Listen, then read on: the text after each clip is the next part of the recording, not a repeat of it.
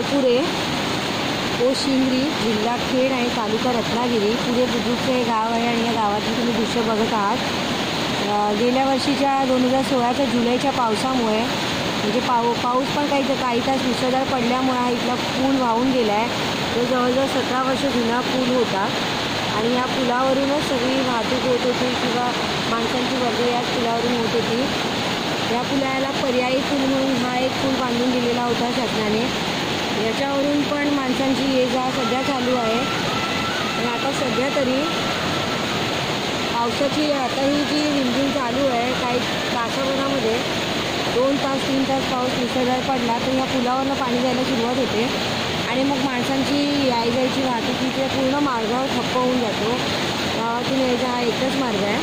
मुलांची शाळा किंवा माणसांची काही शेतीची कामं, त्यामुळे माणसांचं याय जायचा हा एक रस्ता बंद झाल्यामुळे गावातल्या माणसांचे खूपच हाल होत आहे. आणि प्रशासनाकडे काही तक्रारी करून काही याच्यावर तोडगा मिळालेला नाही आहे. आणि